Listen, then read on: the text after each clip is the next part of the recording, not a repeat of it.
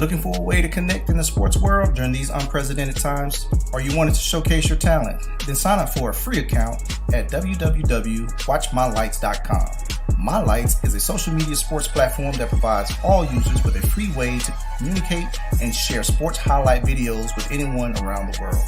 So whether you're a coach and want to easily recruit for your players, an athlete and want to showcase yourself, a parent, grandparent, or sports enthusiast, My Lights has you covered. Users can create a free account to share highlight videos, chat, post, and follow other users. My Lights is the new free social media sports platform the sports world has been waiting for. So go to www.watchmylights.com and get started now.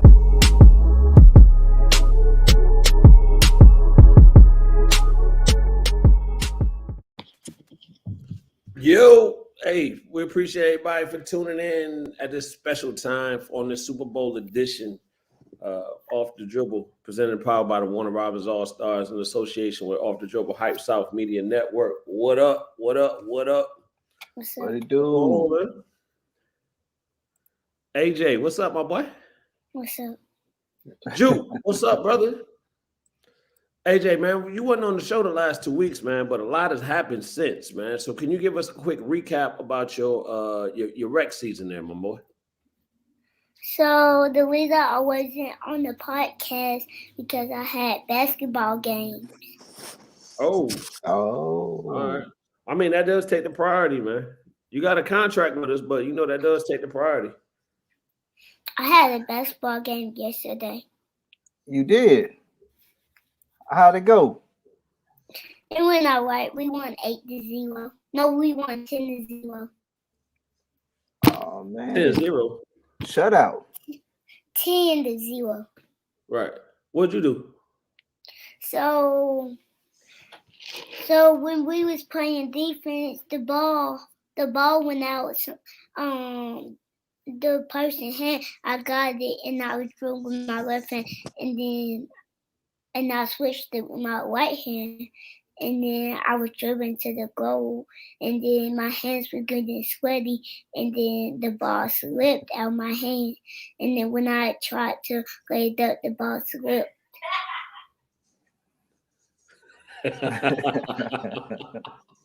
Hey, that happened to me sometime too, man. My hands get slippery, especially when I don't catch a pass where I was supposed to. Man, the ball wet. Hey, so did you score in this game? I didn't have a game today. No, I'm saying your last game. Did you score? You mean yesterday? Yes, Yeah. yesterday. But I almost scored though. Oh, okay. Well, we seen your video last week when you did get your bucket, man. How did that feel? It felt all right. It felt good. Yeah? Felt good. What was your celebration after you scored? So I was running down the court and it just got back on defense. Oh, that's it? So I hit, when I hit the shot, the clock was already going down to 0, which is, it was we had a tie. So we had a tie game. We had a tie game because I thought we was leaving on the tie game. I thought we was leaving on the tie. Let me ask you a question. So it was a tie game. The clock was going down, and you hit the shot. I think because I was thinking we was gonna leave, but they hold up. Bro, what you doing? You in the middle of it. AJ, you in the middle of it. My bad. Ken was calling me. Bro. Shut that up. All right, tell him my bad. Go ahead, man. My bad. AJ, you know what this means? No. That's a $15 fine, man. Mm-hmm. AJ, how many steals you had How many steals you had yesterday? I think I had 2 and 3. 2 or 3? Oh man, you gonna be defensive player of the year, ain't you? You a threat.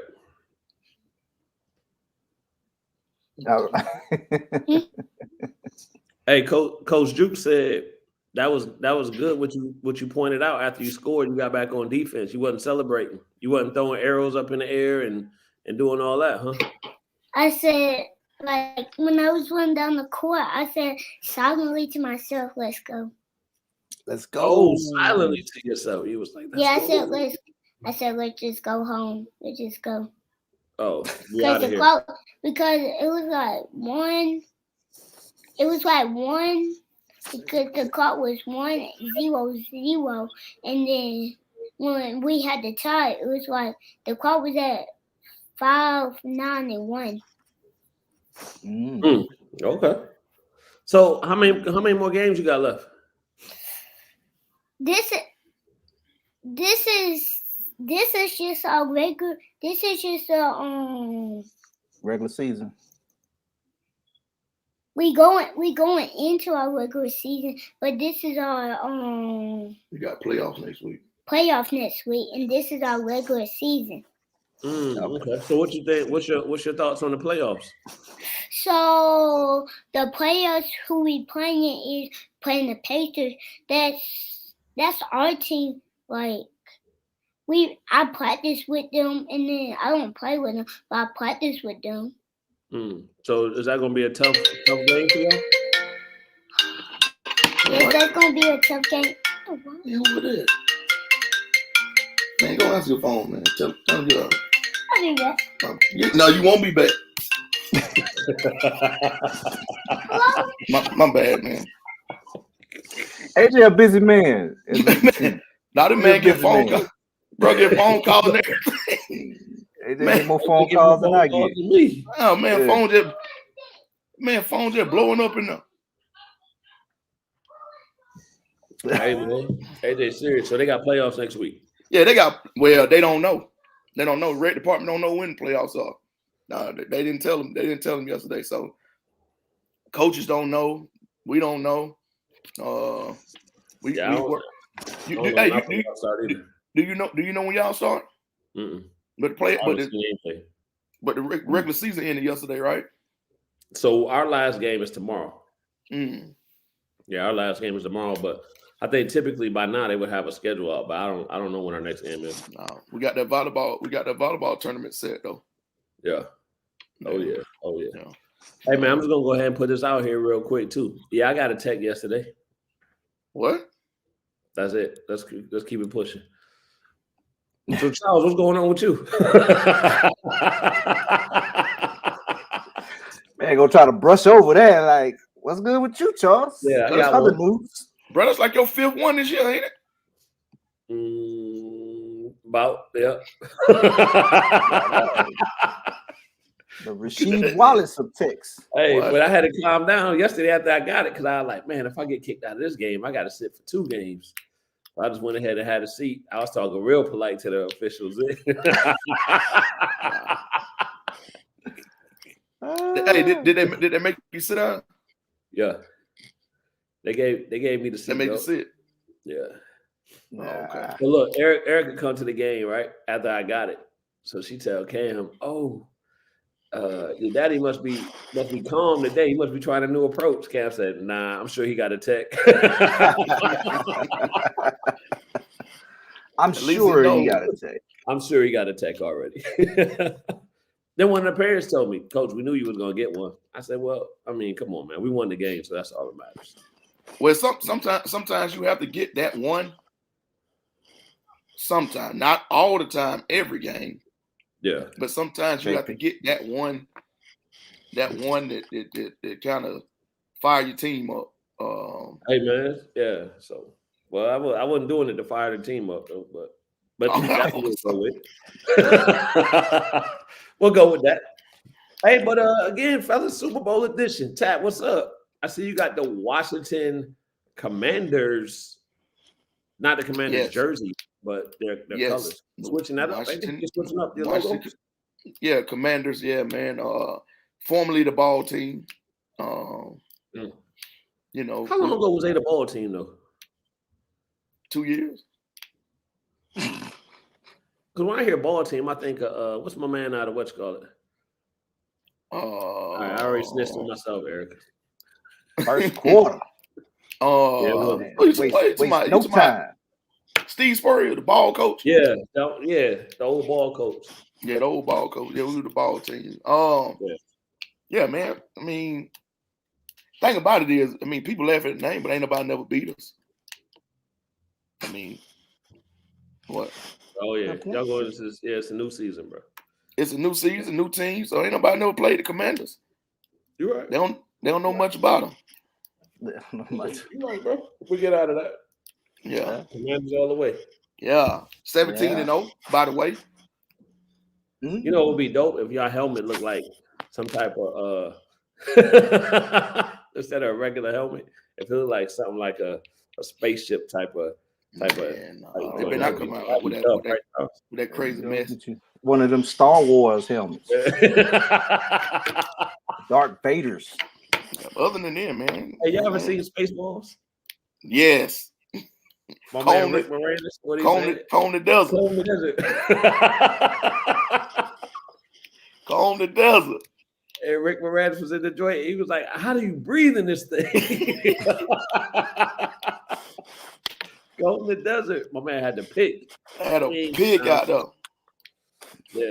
Hey, but Charles, man, big day for you today. It is, man. My Rams, we getting ready. Are you excited? Are you nervous? How you feeling? I mean, I ain't nothing. I just want to watch the game. I don't get no raises or nothing. I'm a root for them. Right. And man, I think it's gonna be a good game, though. I think it's gonna be a good Super Bowl game. I think it's gonna be. I hope anyway. I hope it's gonna be a lot of action. Right. I don't want to see a blowout on either side. To be honest, man, and I think that the playoffs have been that, right? So the playoffs has been really good. But yeah, I want my boys to be victorious in that, though. Hey, but I want to watch a good ball game. No, I still don't know who I'm going for yet, but I'll tell you my prediction. I'll tell you my prediction again at the end of the show. All right. We'll talk about it. Hey, but we got a special guest backstage, man. Let's bring him out. All right. Mr. Willie Reid, also known as L. L, what up, brother? What's up, y'all? What's going on? Hey, man, we just, talking about the Commanders and all that type of stuff. I'm a Washington fan, and by the way, I get the name being in Washington and all that stuff, but I don't necessarily like it, if that's fair. I don't even get the name, and I understand they're in Washington. Well, Commander, and I know the military piece of it, right? Commander in Chief, I got you, but Commanders, that type of Washington vibe. I get that part, but I think they could have came with something a little better. So that list of names that they had or they were kicking around, what did you like any of those? Not really. I actually like the football team. Just keep it at the football team. I was starting to get used to it. Right. It was 2 years of having it, like, we're the football team. And I was like, it was sticking. Right. But then, now it's Commanders, and now they always shorten names, so we're gonna be called the Commandees, the Mandies. You know how that's gonna go. The Commodores, the Coms. It's gonna be something. Hey, so you was feeling Tat's wrath a little bit with all those memes that was going around there, huh? Yeah. They would feel like that one with Lionel Richie. But but for real, it's a good team. I just think we're missing certain parts. You know what I mean? Like D-line is good. Yeah.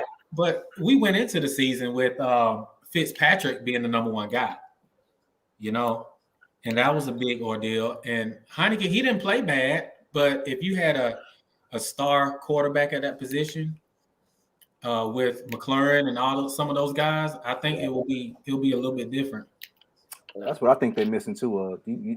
Solid QB with some experience. Mm-hmm. You know what I'm saying? You get that. I think they look a little bit different.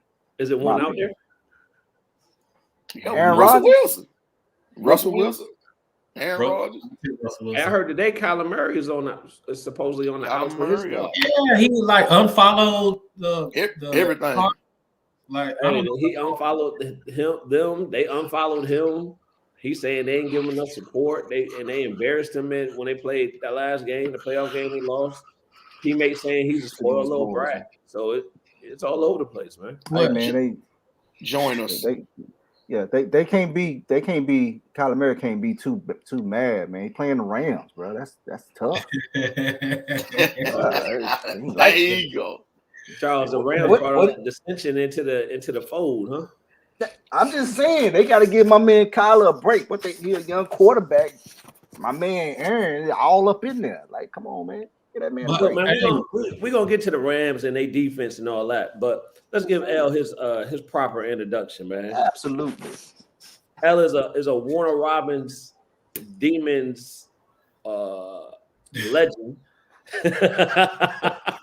Florida State record-setting wide receiver and kick punt returner. And more importantly, or not more importantly, however you put it in there, I ain't gonna rank them for you. But a third-round draft pick on 2006 NFL draft going to the Steelers. Mm-hmm. Talk about it a little bit. Well, thank you for the intro. I was like, who are you talking about? Thank you. That made me feel very important. That's what we do. Hey, that's what we do here, man. Thank you. We want to make sure our guests feel like they part of the fold. They on here to get comfortable, so we can talk a little trash back and forth. That's what we do. Of course, I love it. But what was the question now? I'm sorry, I got caught up in the intro. I was just saying, talk about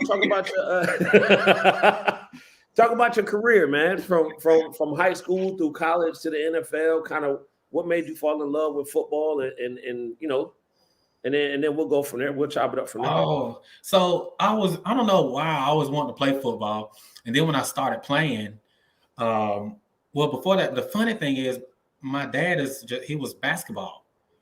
He didn't even follow football, didn't know the positions. No, he didn't know anything about it. So I just wanted to play it on my own.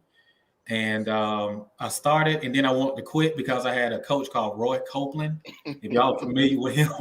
No, I'm not. Oh my God. He was one of the most hard-nosed coaches in like rec center.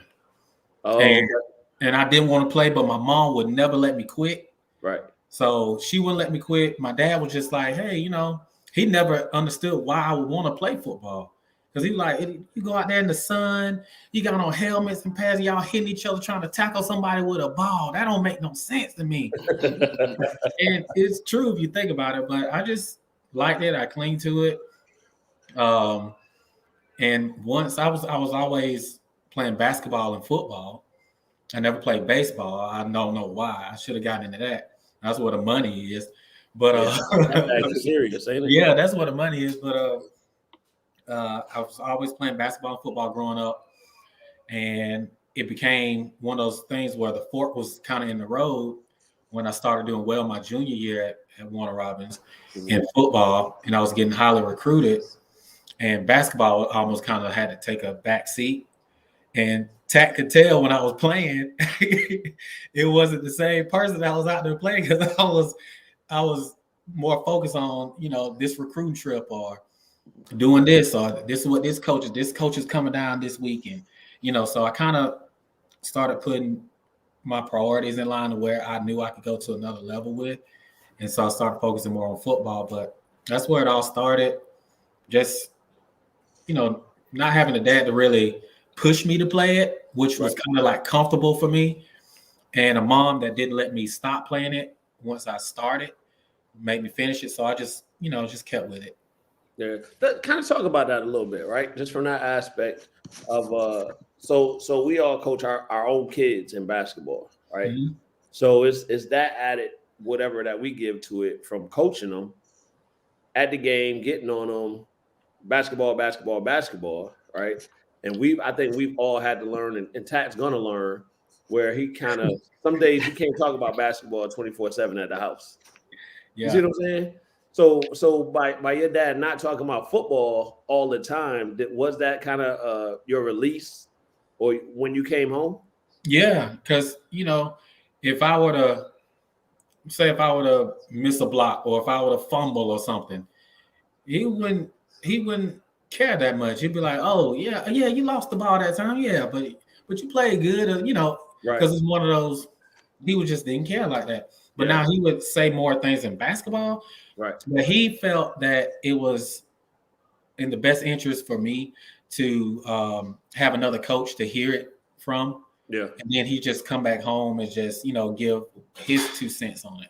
Right. Rather than always being involved, coaching this and that, and then being that, because it's always, he felt like it would be more of a burden on me. Yeah. Because of his personality. Not saying you guys are like that coaching your kids or anything, but by his personality, he didn't want it that way. No, yeah, and like I said, I've had conversations where it's kind of like, all right, like it's I'm not talking to you, you're not talking to me, type of thing, and then you have to kind of reevaluate those conversations at those times, right? Because it's always one of those things. You're always hardest on your own, type of thing. You know what I mean? Yeah. I can get that, but you always want to see like your kids and people that do well, right? And sometimes parents, I think, can take it too far mm-hmm. to where they really want their kids to excel so bad that it's a pressure thing. It is not fun anymore. It's not a game where you're enjoying it and you want to develop your skills. You feel like it's something you got to do because dad's going to be mad if I don't play good today. Yeah. And that part of sports is I wouldn't say is healthy for the kid. Right. Because they're not enjoying themselves and playing. There's already pressure put on them by the coach, if not the coach being the dad anyway. Right. You don't want that extra stuff. And it kind of makes people naturally shut down to having fun. Yeah. So speaking of pressure, man, like, so when you started getting recruited, highly recruited, and you getting the visits and all of these things going on, did you feel that pressure? Not really, because it was the process. I was enjoying the process. Like I would never think I'd be meeting like Bobby Bowden and Steve Spurrier and all these Coach Pete Carroll and Urban Meyer, like all these guys. Well, Urban Meyer was an assistant then at Notre Dame when he came to Warner Robins. But like you never think you see these people on TV. I was just enjoying it, like kind of like shell shock. Right. Really realize what hard work can get you, Yeah. So now you ended up at Florida State. Mm-hmm. But before we get to that, let's get to that. You ended up at Florida State, but was it another school that was in close? Yeah. You want to let us know where that school was? Yeah. So I only took 3 official visits. I went to Georgia, Florida, and Florida State. Okay. And it was really between Florida and Florida State. That was back when we were good. So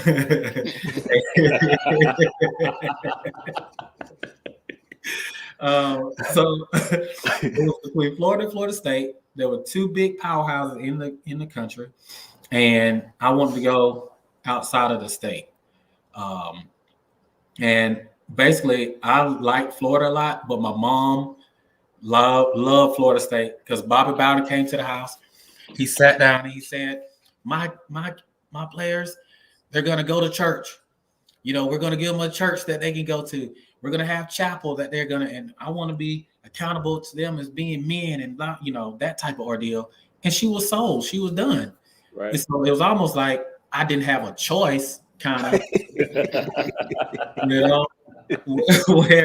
where I was gonna go, and it turned out to be the best decision. I love that school. I love Florida State, and it was a great school to go to. So it worked out. How did they have the chapel and all that stuff for you? Yeah.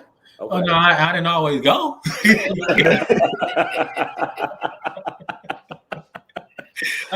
was available if you needed it.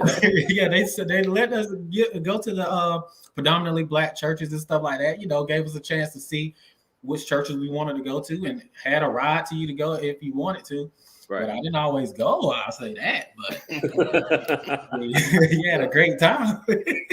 Yeah. That's a question I would like to put into the conversation. Yeah. It's like when kids get recruited, how do y'all feel about parents having an input, or what percentage should parents have on the kid of what school they should go to? Because you really are still parenting them. Do you think it should be left up to the kid totally, or what? So I don't know if it should 100% be left up to the kid. It should be a strong consideration, and the kid has to feel comfortable, right? And it'll be those conversations, those checks and balances. But I think as a parent, it's still your responsibility to make sure that you're helping put them in the best place whatever sport it is, 100%, but more so the comfort level, because going away from home can be challenging, right? So you want to make sure that those markers are being hit, and then kind of walk it backwards, if that makes sense. Mm-hmm. I think it's a priority thing, right? So for me, what are the priorities are set by the things that I think a child needs, or my particular child needs, to be mentally strong, physically strong, be in a good environment, a healthy environment, so he can compete at a high level, right? So whether it's the training facility, whether it's the area, whatever the case may be, right? Mm-hmm. Now if he only got one school to go to, if he only got one school looking at him, well, hey, this is where you're going, bro.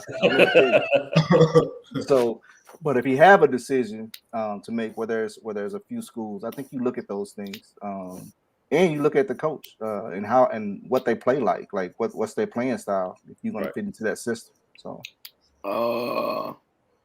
your parents ain't got to get up at 5 a.m. and go to the workout. Yeah, no, you're absolutely right. But I think it's explaining that it's the kid decision, but you as parents, you have to be involved and make sure that they understand. I'm not saying not be involved, but making a decision, no.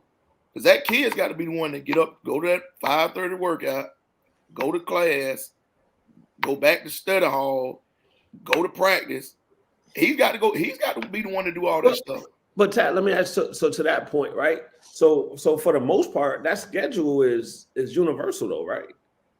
I'm pretty sure it is. But right, so that's what I'm saying. So that piece of it is going to be what it is. If I'm hearing you right, that piece is going to be what it is. But the other thing. Okay, well, let me ask you this then. Right. So all of that stuff that we just talked about, to get up to 5 o'clock in the morning, go to practice, breakfast, class. Back to practice, workouts, weightlifting, all that stuff. Mm-hmm. So you gonna want to go do that at a school your mama chose versus a school that you wanted to go to. No. And I think that's what we're saying. Yeah, I think we're saying at the end of the day, we know that's it. That's gonna happen. That piece is gonna happen. It's gonna be similar to whatever college you're looking at. That's not gonna change no matter what college you go to. All I'm saying is parents be there to support, but whatever that kid decides is that kid's choice, because he's got to do it. If he doing that at somewhere he don't want to be, guess what he gonna be at in a semester? Yeah, so I don't think the parents make the decision, but what I'm saying is I'm gonna be there to help him understand. Hey, look, it's cold over here. Mm-hmm. You don't like the cold. Mm-hmm. You don't like getting up at 5 in the morning and it's negative 15 degrees. This might not be the ideal situation for you. Yeah. So that's what I'm saying. All the other stuff with the training, the classwork, like KP said, that's going to be, you got to get up and do that regardless. You should be starting to do that now in high school. So when you get there, your time management is. Hey, chat real quick. Hold on real quick. Hey, Charles, for this show, please refer to me as All World DB KP. I would never defer to you as All World. For real. This joker. But it's saying what y'all was saying, I get that. But say like your kid wants to go to is in between going to Michigan and going to Miami.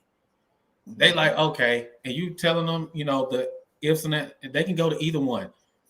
They're like, well, I want to go to Miami, but if they go down there knowing your kid, right, they may. I think you need to go to Michigan. Do you not just go ahead and pull the trigger if they like both schools? And just say, no, you're going to Michigan. That's what. Well, I think you still want them to be part of that process, though. You know what I mean? And I get what you're saying. If it's they want to go hang out and these things are going to be a distraction for them, but I don't know if you can just say at that point. Me 18 in Miami ain't gonna work. I know that. I mean that's but you got to know your kid, right? Right. 18 with all that freedom. I don't care where you go. 18 and all that. All right, so this is the closest thing I can relate to that. Me coming in the military. Yeah. I didn't have a choice where I was going to end up at. Yeah. Right. My first base was F.E. Warren in Wyoming. Didn't even know where Wyoming at coming from New York. Bro, that's different. I mean, I get what you're saying. Way different. It's different. Yeah, that's that's different. But you still got all the same freedoms. You still got everything. No. You got to go produce. Athletes got to go produce at a high level. And Right. But what I'm saying is sacrifice their bodies. Like you right. You got it's a different focus. Wherever you at, you're gonna figure out a way to do whatever it is that you want to do. That's my bottom line. Yeah, y'all say yeah, exactly. Yeah. But we all know it's a lot different in Miami. Miami. I'm a party wherever I'm at. I'm gonna find out where the party at. Yeah, I'm with you, L. Miami. Nah, I think hey, Michigan's a great school. You're gonna get the same thing out of Michigan that you will Miami. Oh, I'm telling you right now, bro. Miami, like, bro, that just sounds like a downward spiral. But you got to know your kid though. If your kid ain't a party, KP, it don't matter, bro. I don't know what life y'all talking about, but Miami when last time y'all been to Miami? So you telling me I can't go to Michigan, be an athlete at Michigan and get into the same stuff? It's not as easy. It's not as easy to get into the same stuff. You won't have parties like on Monday through the whole week. You know what I mean? They might be a weekend party in Ann Arbor, or if you go to South Bend and Notre Dame. Okay, so all I'm saying is Miami I'll put it to you like this, Hall of Famers. So something had to work. I'll put it to you like this, KP. You can have a kid that's a squared away kid. Get to Miami from Warner Robins, go to Miami. His eyes gonna be like this. Whoa. And back to my point, that's gonna happen anywhere. If a kid has been at home, listen, if a kid has been at home, and then you let him go. Charles, how many times? And again, I use the military. How many times have we seen that in the military? A kid has come from nowhere, gone nowhere, and they wide open. Hold on, KP. Let me say this: Miami, your kid's a star in Miami. Miami U. He top of the town. Drake come through. Hey, youngin, come get on the yacht. Yeah, you out there Diddy style, like We seen that in Kentucky. With who? With Drake. Visit the locker room. Listen, Visit the locker room. We don't know what's going on after because you know it's a party somewhere. I'm still hanging out with Drake.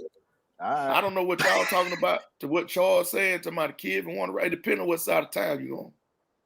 Now you come from the side town, you come from the south side of town, and you gonna be good. You're gonna be good to go. You're not at when you get 9 up. I'm just saying, bro. I think you have to take that into. Now I know what you have to take that into consideration. I don't think. Yes, there are some very mature kids out there that probably can handle that, and then there's some kids who haven't seen enough and get out there and go crazy. It's like the church, the pastor's daughter. As soon as she, hey, no offense to the pastor's daughter, I'm just saying. No offense. Today is Sunday. It is. Y'all know the saying, bro. I know the truth. You know what I'm saying? Yeah. I don't know the saying, Charles. What's the saying? Go to church next Sunday. Or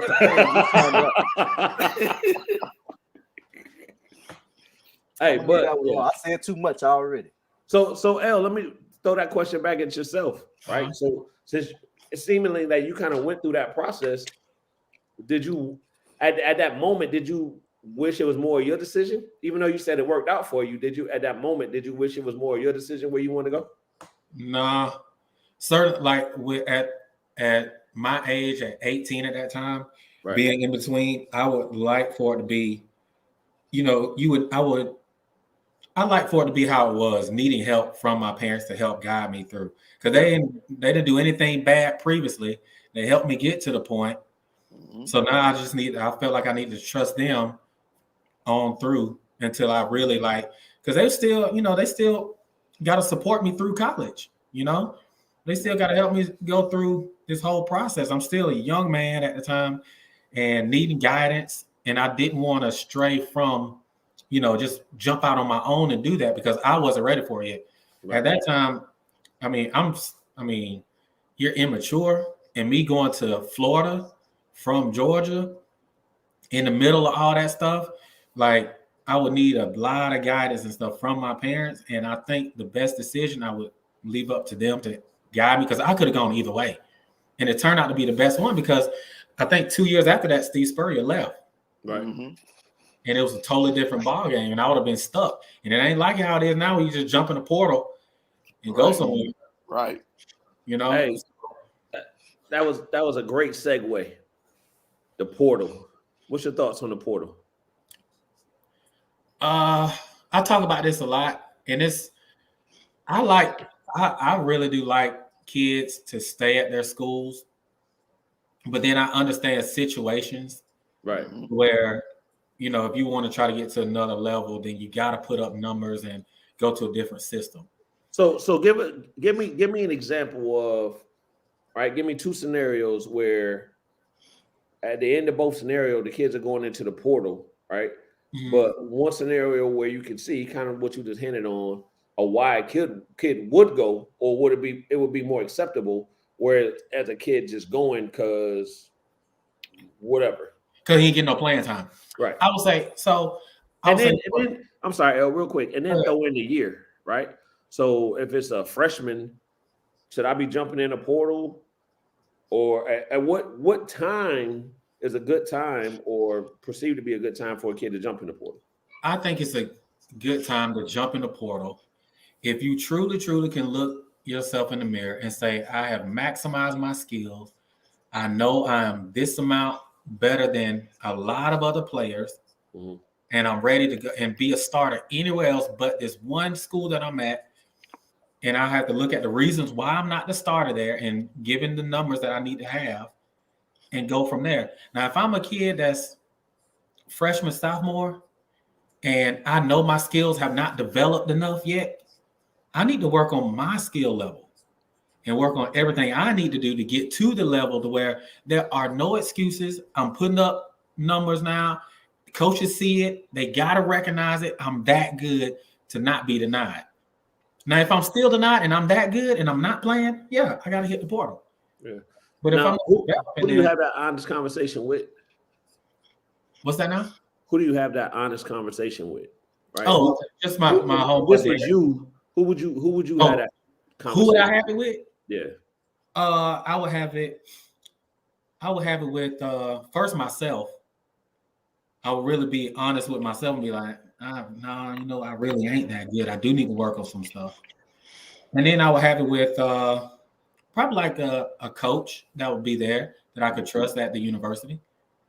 If not the head coach, and go to him and just say, you know, I'm playing, but I'm not getting any catches. Right. What's going on?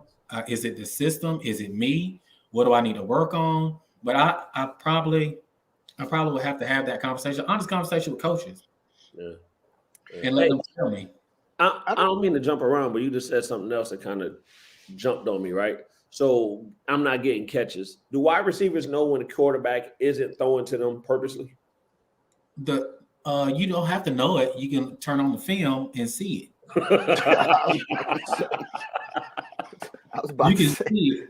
You turn on that film and you can see they get that little highlight and start making little circles. And you can see here. 3rd and 8, he's open there. Yeah. 2nd and 3, we ran this play. You didn't throw it. He's open. Like, they great, these players. Like, scouts and everybody that go through film, you'll see it. It's going to be there. If you good like that and the quarterback not throwing me the ball and you see me open time and time again, right? Yeah, I get that. Did Odell have a case with Baker Mayfield? Yeah, absolutely. I mean, and we see it now. You know, he's doing good in LA. He did really well in New York. Look at Charles pat this chest. Thank you, Baker Mayfield. We appreciate you.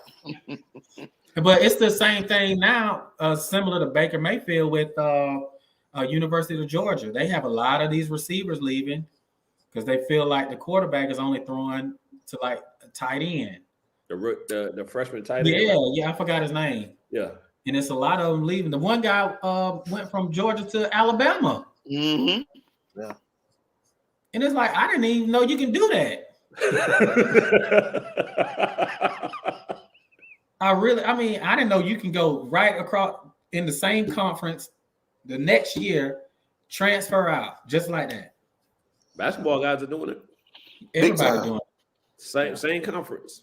Yeah. And that type of stuff trickles down into rec center play and all this other little stuff, and our kids have a mentality to where, and it kind of is gonna. I think it messes up a lot of kids where they're not focusing on themselves developing, and they're thinking like, well, I'll take the easy way out and go to another team and they'll play me. Yeah. So I'm gonna switch gears a little bit and let people know why you're also qualified to talk about on the basketball side of things. Yeah. All-state point guard for the Warner Robins Demons basketball team the first year when y'all went to the state championship. Yeah. So you're out there running the show on that front as well. So that's why you're also qualified to speak on both sides of the row, as they say. Yeah. Similar to myself, L. But go ahead. The all-world DB. Thank you. Yeah, basketball was my first sport I played. So and like I said before, my dad was big in basketball, so I would have to dribble up and down the driveway and stuff like that. But I'm sorry, say that again. Dribble up and down the driveway. You necessarily wasn't with a trainer 24/7. You did some work by yourself, huh? Oh no, my dad was basically the trainer. He was just his big thing was ball handling. You need to be a ball handler. You need to handle the ball. Yeah. No, and I'm saying that to say everybody now thinks they have to go see a trainer, and there's nothing wrong with going to see a trainer, but there are things that you can do at home to try that enhance your skill set as well. Oh, of course. So some people say, well, I'm not developing because I don't have a trainer. You don't necessarily need a trainer to get the fundamentals of dribbling the basketball.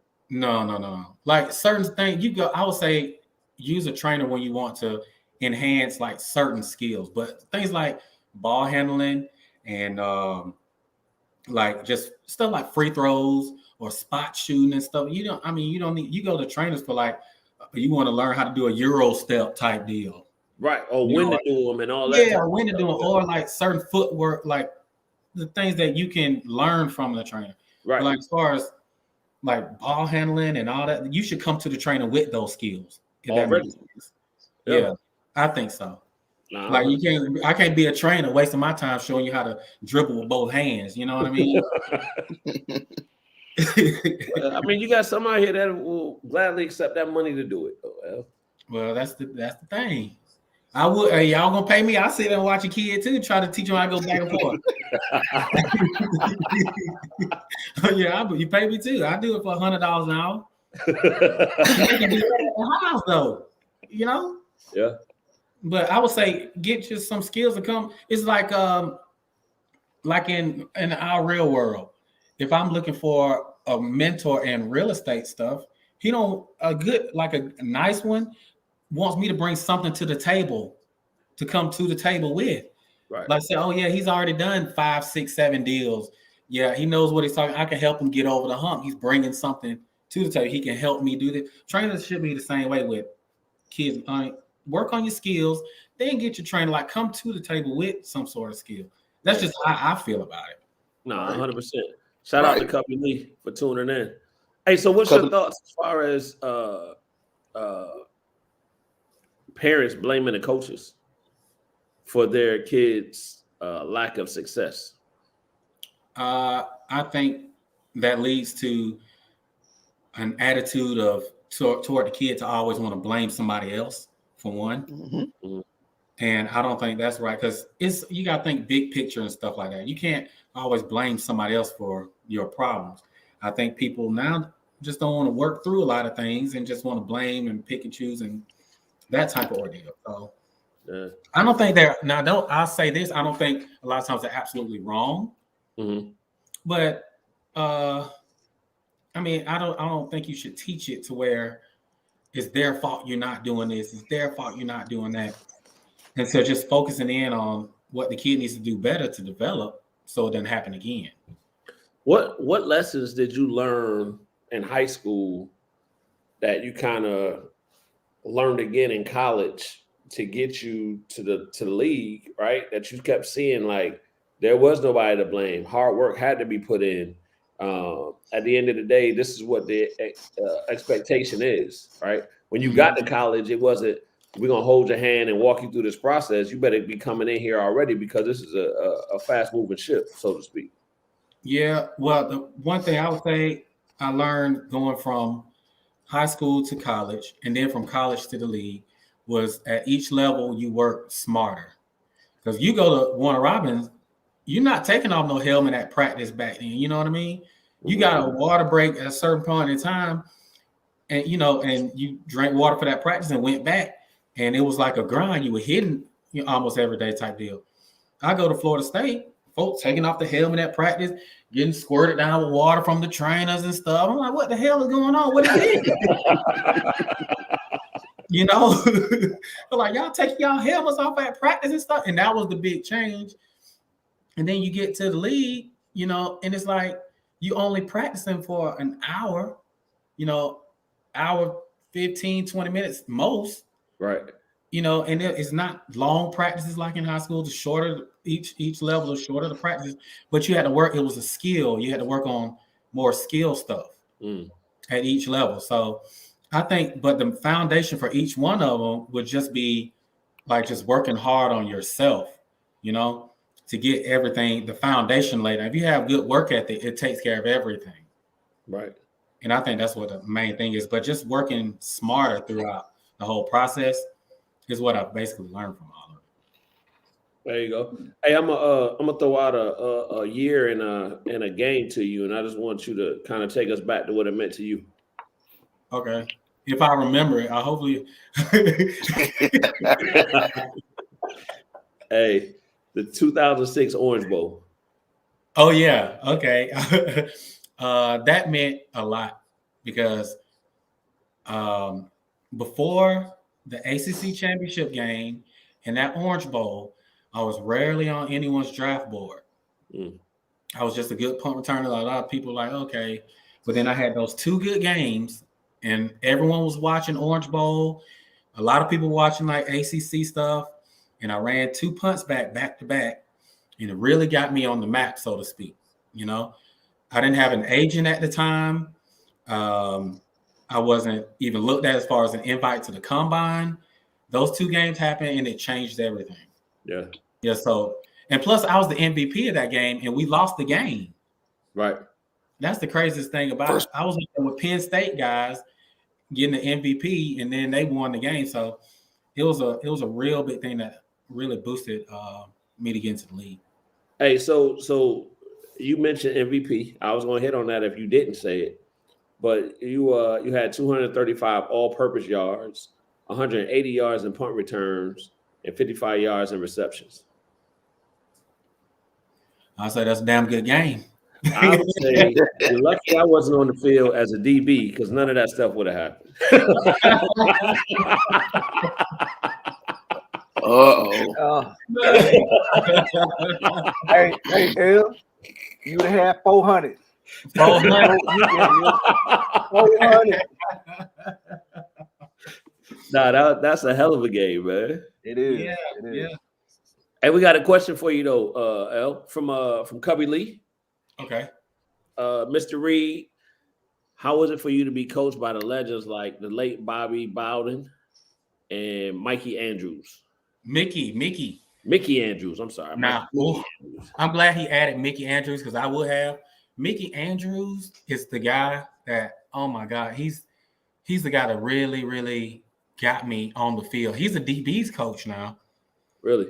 Yes. So you was coaching the DBs in practice, and he was like, "You gotta look at this guy." No, I was out at practice one day, and I was catching punts, and I was, and I wasn't the main punt returner, and I was catching punts and everything. And he walked up to me. He said, "There's no reason why you shouldn't be the starting punt returner here. No reason." So I thought about it, and I just went out there one game and just went out there and did it. Returned some punts really good, and then I just started doing it. Right. And that's my main man, Mickey Andrews. Yeah. Mickey, he gives you tough love. He'll say some really mean things to you. that ain't you used to that. Ain't nothing new. Yeah. But yeah, he can say some real, but he loves his players all the way. Now, Coach Bowden, when he said his door was open to his players at any time, it really was. Now, he was a man of his word to that. He was a really good guy who you can walk in his office, talk to him at any time. He might be in a meeting or something, but he'll just tell you, "Come on in. You know, we're talking about y'all players anyway." Like, what's going on? You know, that type of ordeal. But that coaching staff for Florida State back then, with Coach Andrews and Gladden and Coach Sexton and all, they were all of them were great guys, just legends. They were tough. Now they were hard as hell, but they were a real good team. Did you see some guys fold to that pressure because they were tough that weren't used to that? No, nobody at Florida State folded. Now they buck now. Yeah. You say something wrong on the wrong day, yeah, they will buck. I've seen some crazy stuff like that, but it was cool. Everybody just got through it though. You got used to it. Yeah. I don't think that coaching style will work nowadays with kids, but it was a great style. Yeah. Who's some of the guys you played with at Florida State? Oh, just in our receivers room was now I played running back and receiver at Florida State. So in our receivers room, it was Javon Walker, Anquan Bolden, Talman Gardner, Atrus Bell, Rob J was there. Now I came in right after, like 2 years after Peter Warrick and Trouble Coles left. Right. So then it was Kerfonso Tharp, PK Sam was there. Who else? I know I'm missing somebody, but we had a lot of good receivers. Yeah, that's some talent. Yeah, that's oof. Yeah. Hey, so here go Pookie starting trouble, man. He want to bring it up, man. So we're gonna get to it. So his question is, who's the best quarterback in Warner Robins history? Everybody says JP is the best ever. Y'all want me to comment on that? Yeah. Well, talk your truth, brother. Let's say this. Career-wise, running back throughout their whole career, James Brooks is the best running back. Whoa. So many Pro Bowls, career-wise. Oh, you okay. Okay. Okay, I'm listening. Career-wise. I'm listening. Career-wise. Shout out to Uncle Brooks. Now, it's hard to try to say, argue with a Pro Bowl player, multiple Pro Bowls, right? Let's just be honest about that. Now, if you want to dissect it down to just at Warner Robins High School, okay. Now, there's a category for a showman, the best showman that was a running back that got the crowd going crazy. That was JP. That was John Perkins.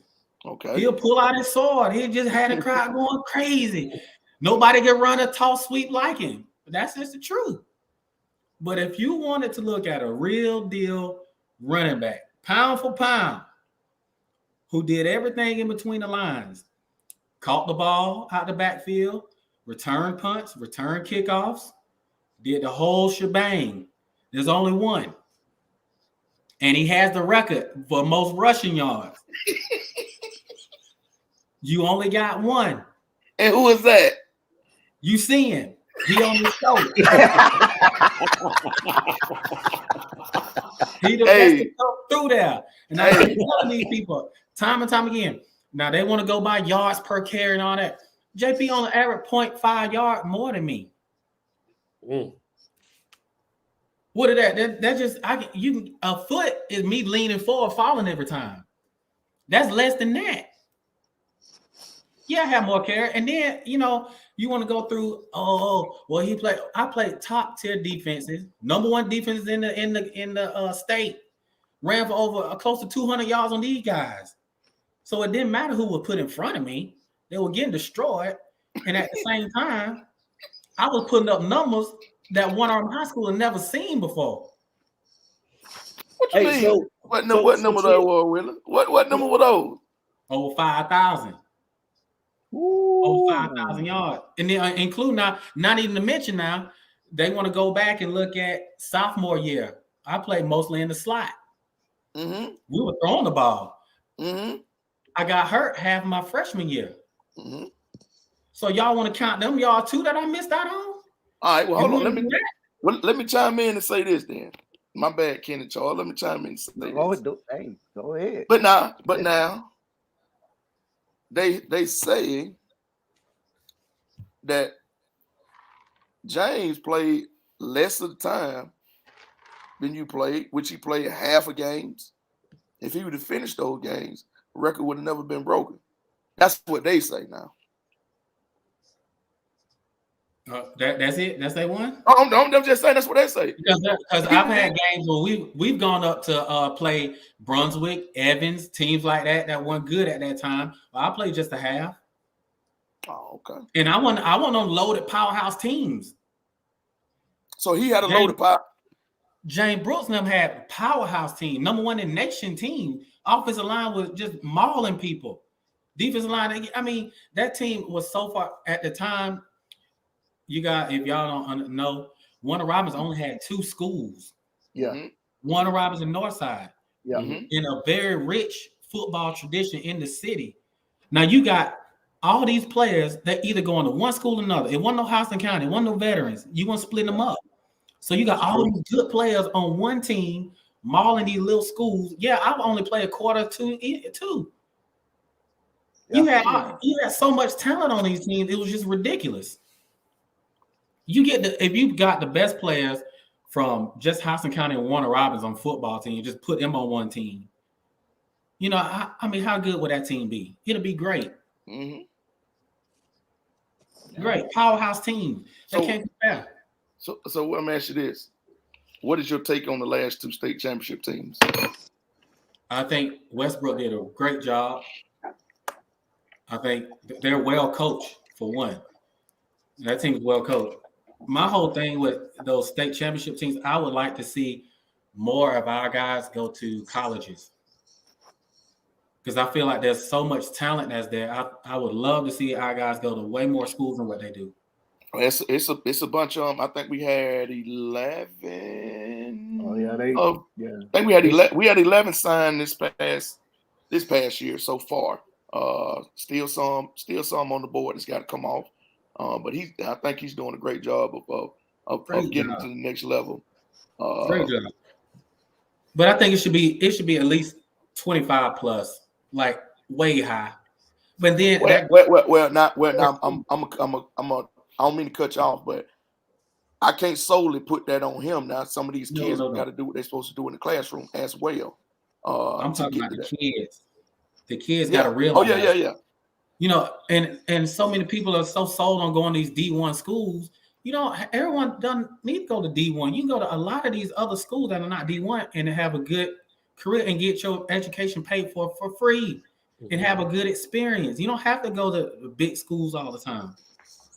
You know, and a lot of times the NFL will find you if you're good enough. Yeah.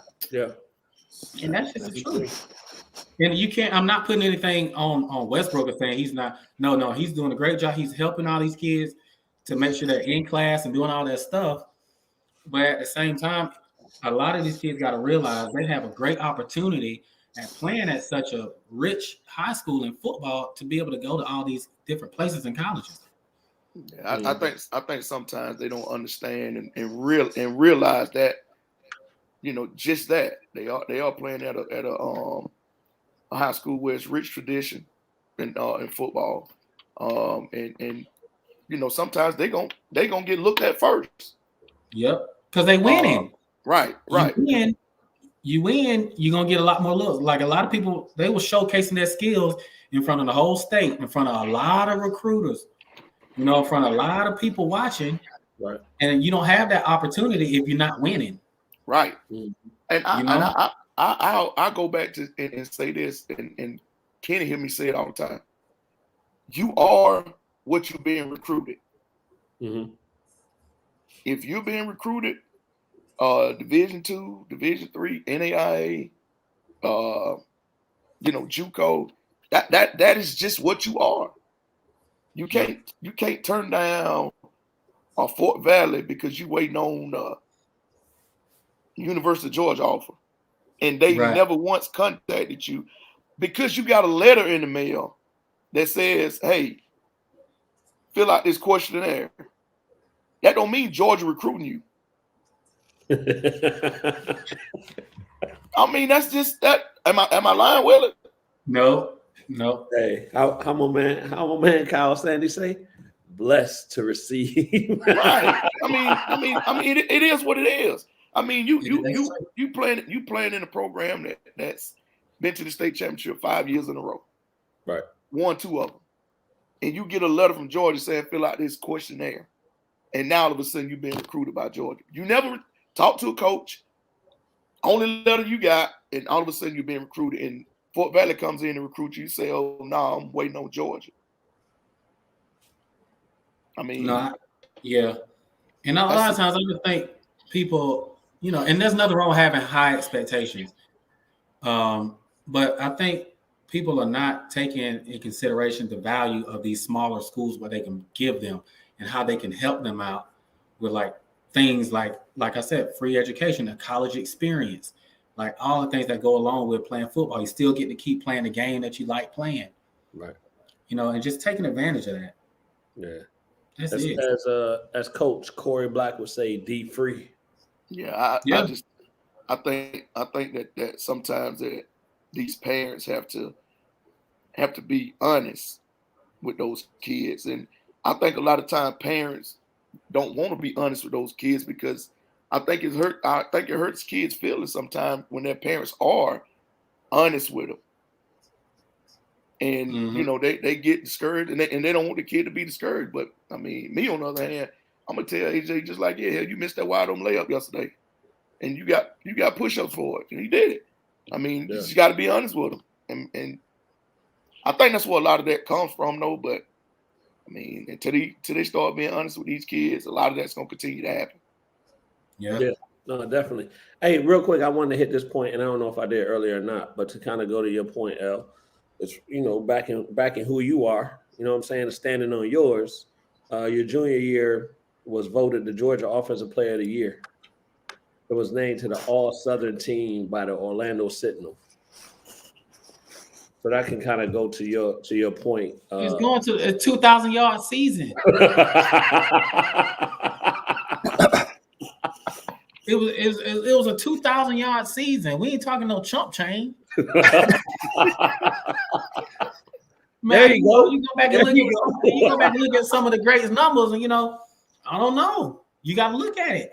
Hey, that politically correct L don't went away a little bit. Hey, man. You know what? People always come to me with that and always say that because it does get me riled up to a point where I'm not gonna be like JP is the fan favorite, rightfully so. You know what I mean? Right. Because everybody I talk to him all the time too. I love JP. He's a great. His personality makes you love him even more. That he was like on the field and stuff. Great person, and I can see why people will vouch for him so much. But then I have to go to the reasons of why I'm better than him. And I go through, and we had this conversation. You should hear us talk about it. It's crazy. It's crazy. But I tell him, and I just like I'm telling you, I tell him, I'm put it on your show. I'm the best running back to ever walk the halls at Warner Robins High School. Stated. I'm the best. With my camera, I'm the best running back. With my camera. Hey, camera I'm on. well back. Willie, you know that phone gonna be ringing in a few now. Let it rain. Don't check the podcast. I said it on the podcast. Tell them check it. Oh yeah. We'll cut it up and put it on the book. There it is. Did y'all get to this question? No, we ain't get to that one yet. I had a call about that the other night. Oh yeah. Let's talk about it. You want to talk about it? So this is a great question because this is a basketball show. I love it. So we got 2 players, right? Mm-hmm. Player A provides a lot of the points for the team, does the majority of the scoring, doesn't play that much defense, but you need him to stay in the ball game and to win ball game. Okay. Player B does a lot of the dirty work. Get your rebounds, plays good defense, get your steals, scores. Not as much as A, but scores. So which player do y'all feel like will be the most valuable player to the team? Well, what positions is player A and what position is player B? Player A is a shooting guard. Mm-hmm. Player B was like a multi-purpose type of player, where he could play with the big man, and then he would guard like some of the scorers that were. Oh, I like B, but I gotta ask this question though. Am I getting scoring from somewhere else? Not really. That's important. Not if he really. come out the game, am I getting scoring from another teammate somewhere else, somebody else on the team? No, nothing consistent like that. Was player A a tough defender? No, he can't defend. Player B is the one that can defend and do all the dirty work. And so score. with player B on the floor, do I get scoring based off of layups? You get some scoring. Like you get scoring. You get scoring. So get player more B team was a scoring. cool guy? I guess that's what I'm asking. With player B, do I get more team scoring? Yeah, I would say yeah, but not as many points as A.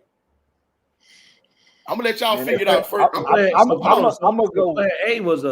Player A was just letting that thing go. I was offensive minded. James Harden. Yeah. No defense. And yeah. So compared, so that was great. Oh, it'd be like a James Harden. It's like a Draymond Green. It'd be like a James Harden or a Draymond Green. But score, but score more than Draymond Green. I'm gonna take B, man. B gonna hit that the PJ Tucker? Nah, it ain't no PJ Tucker. Ain't a PJ Tucker. I'm gonna go with Draymond B versus a James Harden. Now, with y'all, I'm gonna let y'all give me your answer. I'm gonna go with B for majority of the season, right? But I know A can get me out of tough situations, so it could be situations. That's how I feel. What you say? But I like. Hey, look at Bruce. Player A is Harden, and player B is Ben Simmons. No, nowhere near Ben Simmons. No. Oh man, if he Ben Simmons, like nowhere near Ben Simmons. Kenny, all right, now we talked about this and argued about this when it was about a week ago, Willie. Yeah, about a week ago. Argued about this about a week ago. Player B is. Matter of fact, was we on the phone when you was arguing about this? Yeah, I think y'all getting ready for. I think we was getting. Yeah. We was on. Yep. That just got finished. All right, now. All right. So I think I remember hearing the name that y'all was throwing out there, but go ahead. All right, player B. I said player B because player B does a little bit of everything. He's guarding the best player. He's shutting the other team's best player down, and he's scoring. And that's big. That's big. That's a. And he's doing. Like you say, all of the dirty work, offensive rebound might get, even if it ain't a rebound, might get a offensive rebound tip that goes to one of his players. He's defensive rebounding, taking the charge, doing all of that stuff. Versus player A, he's gonna knock down a bunch of threes. He's gonna be consistent at the free throw line. He's gonna do everything you want offensively. Defensively, he ain't half as bad as we think he is. He does play a little defense, but B just gives you more. And I'll give you a prime example. Player A struggled. Well, I guess I can't give that because both of them end up in losses. What you say, Willow? I just want to hear what they say first. From what we gave them. I mean, listening to this, we gave them enough. So we saying who's more valuable? Who's more valuable? Yeah, who's more valuable to the team? Who would get a team MVP? I would have to go with B. Just if they shutting down the best defender as well as scoring. Speaking of, held the number 1 draft pick, 7 points. But go ahead. 1-0 is a. What you say, Will? He will friend him. Nah, it's okay. Then man, I did. They're gonna kill me for this. He gonna kill me. Did he not guard him 1-on-1? He did. I mean, I'm saying both players are really good players.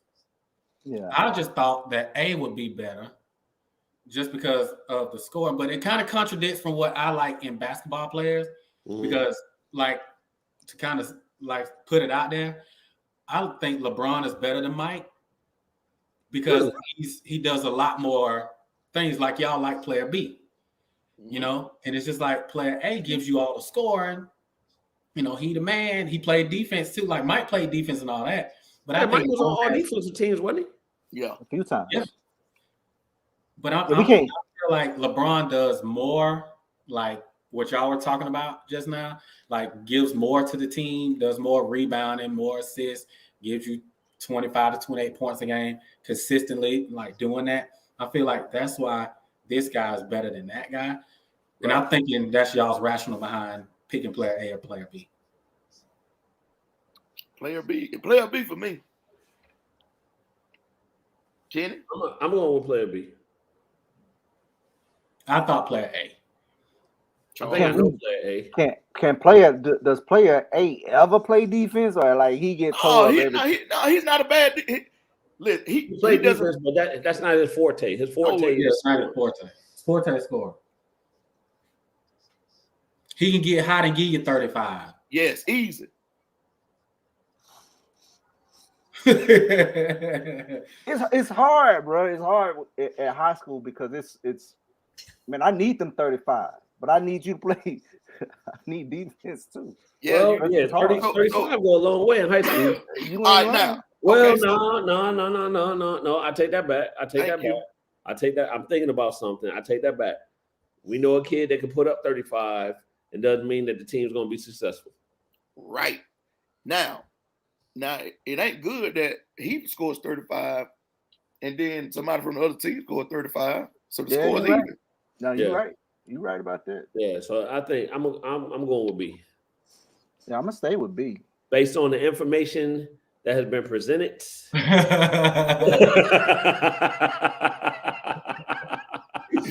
The information that's been presented. I think player B will be a little excited right now. Yeah, a little excited. That's gonna be a pre-Super Bowl. Beverage. Yeah, you already know. Where you at, player B? Oh, the player B somewhere on here. Yeah, you know. He already come in one time. Yeah. So yeah, no. I think I know player A. Hey, there you go. Oh, that's player B. There you go. Yeah, I think I know player A. Yeah. Now let's talk about the trade then. Yeah, let's get on it. Yeah. What y'all think about it? I think it's a good trade for Philly. For me to be, I think it's a good trade for James Harden because James Harden now ain't gonna be relied upon to play defense, like he was in Brooklyn. Because James Harden coexists with Embiid, because Embiid cooking right now, bro. Yeah, he gonna continue to cook. And James Harden. Did you see him? What is our last one yesterday? Yeah. This cat on a fast break did the dribble and went and finished and got the and one. Well, but that's what I'm saying. Like he's gonna coexist. I think he's gonna coexist well with James Harden because now you're gonna have somebody else on the wing that can shoot the basketball. Mm-hmm. He ain't gonna draw so much attention now. Like when you had Ben Simmons. Hell, everybody knew he wasn't, so they can double down on him. Yeah. Not, you can't double with James Harden. Now, here's the thing though. Those other players that they had to give up, is that going to hurt their bench? I think Seth was a starter, wasn't he? Yeah. You can do without Seth. You can do without Seth. Is that going to hurt the chemistry of what they had? It's probably going to hurt the bench. Yeah. Ain't nothing changed, bro. Ain't nothing changed. Hold on, Charles, somebody on you got a block. This Joe come in from Pakistan. Hey, every show. So for me, I don't think Philly is getting any better, or the situation did not get better for Harden. I think the Nets actually won out of that deal. This year or long term? Both. Nothing's going to change. Philly's not going to go any. It's not good. I don't think they say it's good for Harden. I don't think it's good. Harden was in a better situation at Brooklyn. No, he wasn't. In what sense? In what sense? Think about it. So you playing along again. You have Harden. It's Harden, KD. Listen what you finna say now. Playing along with. But go ahead. It's Harden, KD, Kyrie. Part-time Kyrie. Say what it is. Whatever, however you want to put it. Hey, real quick, did you see the meme where they got like half his shadow, half his body?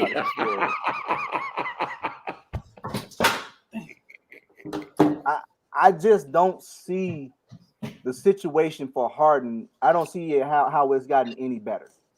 I really don't. So you take him away from KD, then you go put him with Joel Embiid. It still don't matter. He's still Harden. Nothing's changed for him. I think the Nets got better. They got a bench. They got Seth, and they got who else did they get out of it? They got Ben Simmons.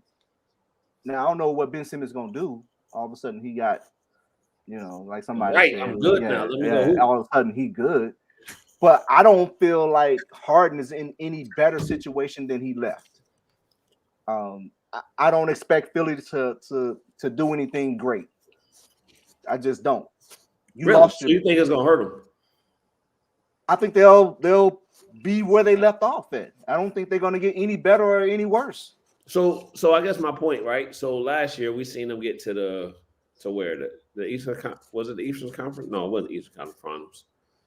They got locked out before because the Hawks in Milwaukee made it to the Eastern Conference Finals. But with that squad, with a Ben Simmons that's reluctant and hesitant to shoot, they still pushed it to 7 games. So now you got somebody that's going to shoot and do what he does. So let's back up. Nope, because you had Seth Curry who was putting up high numbers in that game. He had shooters. Ain't nothing changed. Right. So then I contradict my own point and say, well, you have Ben Simmons, he was playing defense. Is that defense now lacking because you have Harden? He played defense when he got the ball and didn't shoot it. I'm not going to look.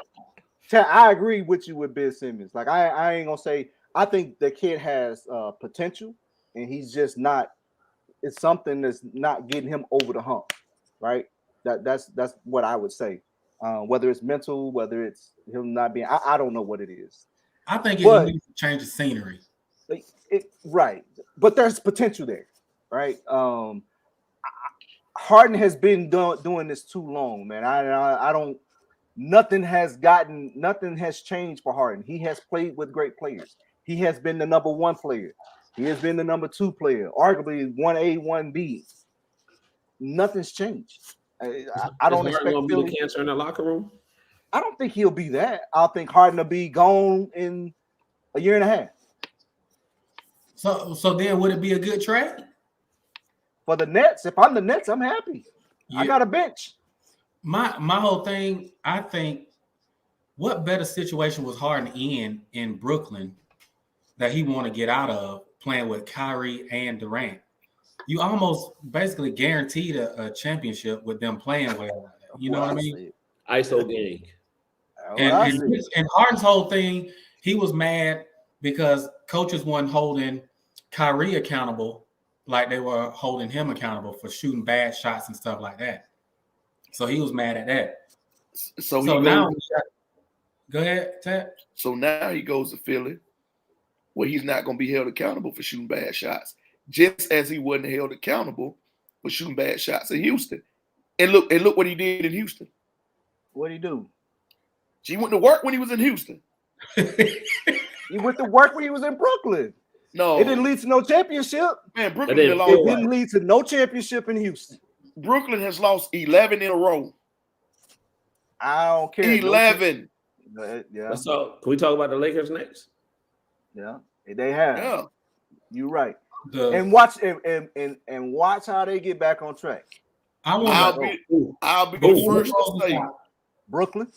Before we close, I would want to say I want to see how Ben Simmons plays this year.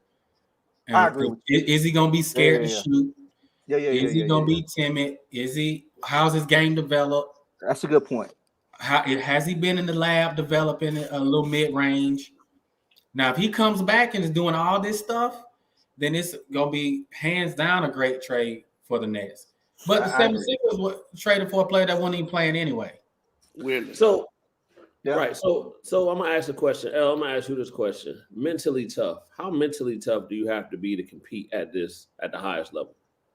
Extremely mental, because you're gonna have a lot of critics, people, writers, like your local media, big time media, because you're a superstar in the spotlight. So you're gonna hear it come from every direction. And plus, you'll be on social media yourself. They have social media stuff. They hear people talking about them. You have to block all that stuff out. But you get paid millions of dollars to have that skill. Well, and people say that, right? But if that's really an issue, the millions of dollars piece don't matter, does it? If that's really an issue, sometimes we say money can't fix everything.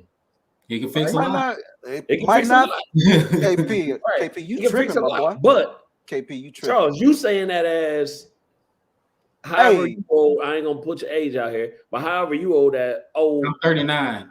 Ask Charles. I'm talking to Charles. You 39. You've gone through this process. That's just like me saying I don't understand how somebody can pay $5,000 for a shirt or something crazy like that. No. Because that's not my. You know what I'm saying? I haven't lived that life. Yeah, but if I had it, that don't mean I got money. How many people we know that got money and they still depressed? So KP, that's true. This is what I'm saying. You right? Yes, money don't fix mental, right? But whatever my mental is, I ain't turned down. What I'm saying, I ain't turned down no money, bro. I ain't happy. I can't take that money. No, I'm saying I'm gonna take that money, and I'm gonna still be unhappy.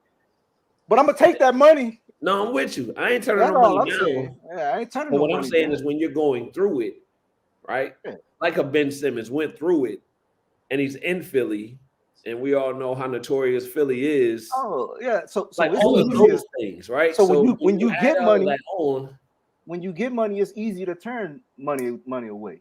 Yeah. When I got it, it's easy for me to turn it away. It's easier for Ben to do what he do, and try to get out of a situation. I understand that, but I think L hit it on the head. I think Ben really needed to change a scenery. Mm-hmm. I think Philly is one of the toughest places to play any sports, whether it's the collegiate level or like those fans are, especially the pro level. They are brutal. Bro. Yes, they're brutal. But he going to another market in New York. That's just as bad. Right? Yeah, that's true. So I just want to see how he's gonna play, and then we'll find out who really won the trade. But early, like looking at it early, I would think the Nets won because now you got Harden and Embiid playing together. Harden only fed his big man going to the hole, throwing up little alley-oops and little stuff. Yeah. Embiid eat different than that. He sure do. He ain't no Capella. No, he different. So now somebody ain't gonna get some, you know what I mean? Like how they gonna work out. So we'll have to see. They gonna work out fine. Watch what I tell you. You said that about Westbrook. How far you got him going? Yeah. He damn sure did. I'm gonna continue to say about see what he did. I tell you what. Let the Lakers get healthy. You see what they should have won the game last night. So did he have to change his style of play? Who? Westbrook. No, like Dwayne said, he just got to pick his spots. He need to change that. No, right. I'm glad you changing his style of play. I'm glad you said that. You saying that, and I always go back to this. LeBron averaged just as many turnovers as Westbrook. They both average 6 turnovers a game. Yeah, it's a different when you average 6 turnovers, but you got 28 points, and you got 6 turnovers, and you got 3 points.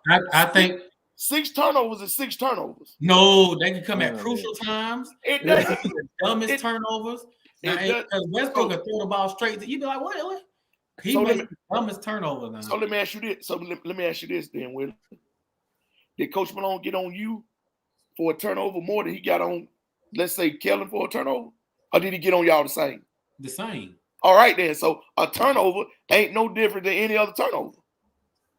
Nah, There are more crucial. It's just like saying a missed field goal is a missed field goal. If you miss it at the end of the game, you lost. If you can miss it in the first quarter, it's a different. They both miss field goals. Yeah, you should. Okay. Same. Okay. All right. Now, let's say it like this: a turnover is never good, but when it comes in, the time that comes in the game is crucial. Derek said the first quarter interception ain't as crucial as the fourth quarter interception. Yes, I seen it with my own eyes. Then why keep the stat then? I seen it with my own eyes this week. I seen it with mine. Hell, we lost by 13 and missed 14 free throws. We missed free throws. So according to you, according to you, Tat, there's no such thing as clutch. Because if stats are just the same, turnovers are just the same, there is no such thing as a clutch player. So is a clutch a clutch miss more important than a clutch make? Charles, I got him. Tat, y'all got a turnover in the first quarter, right? On a fast break turnover. And we should have whatever. Y'all down 2 with 20 seconds left. You draw a play up and y'all turn the ball over. Okay. And how many points? Which one you gonna be more? Both. I'm gonna get on you for both of them. You're gonna get on for both. Yeah, man, don't turn the ball over right here. But and with 20 seconds left, and I drew this play up, and you turn the ball over, you're gonna be a little bit more. It's still. I think what it is what we're trying to say, Tat, turnovers in situational basketball are more crucial than your normal turnover of playing during the game. Well, Tat know damn well what we're trying to say. He just hold on. No. So all right, then let me ask you a question. All right, let me ask you this. So now, if let's just say a player misses 3 free throws in the first quarter. In the first quarter, don't play no more the rest of the game. And we lose the game by 2 points. No. So we're all of that factors in. But if you then. So back to my point. I don't even know who we talking to, Charles. Don't even. Let's not even play this game with him. So back to my point. There's no such thing as clutch players, according to what you're saying. There's no such thing as being clutch, according to you. No. You make basketball plays. It ain't about being clutch. You making a basketball play. No, that's a different type of focus. He's sticking to it. Yeah, exactly. This old stubborn chat that we talking right now. Now he don't see nobody else. So here's the thing for my football players. What's the difference between Matt Ryan and Aaron Rodgers? Matt Ryan winning. Well, him winning the game, and Aaron Rodgers is winning games. Hey, but if you look at some of their numbers during the season, Matt Ryan numbers be good, bro. Yeah. Hey, put up Derek Tharp's comments, all of them. True. He's not. To you, Tat, BS. That is lying. Anyway, my point is Aaron Rodgers is clutch, bro. He's more clutch. He's more laser focused, and that's what Tom Brady. That's what make those guys great because they make big plays when they count. But you overcame the turnover in the first quarter and still had a chance to win. And when you drew it up in the fourth quarter, you didn't execute. That one's going to be more. I'm not saying they're both bad, but that one's going to be more crucial. Now let me ask you a question: is it Tom Brady being clutch or the receiver catching the football? Both.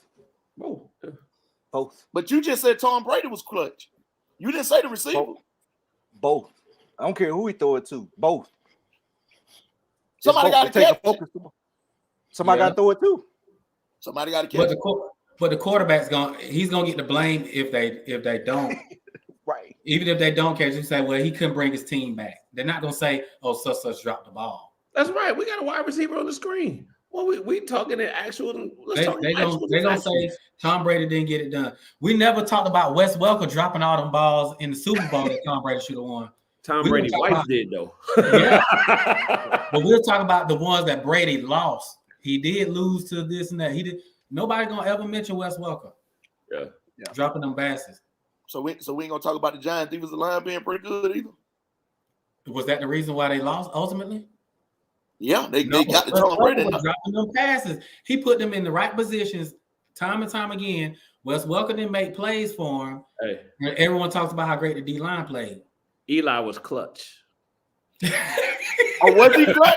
Or was it David Tyree that was clutch? Was who? Was it David? Tyree. Was it David the helmet Tyree? catch? Oh, Tyree. Yeah, was he clutch? Because it wasn't a good throw.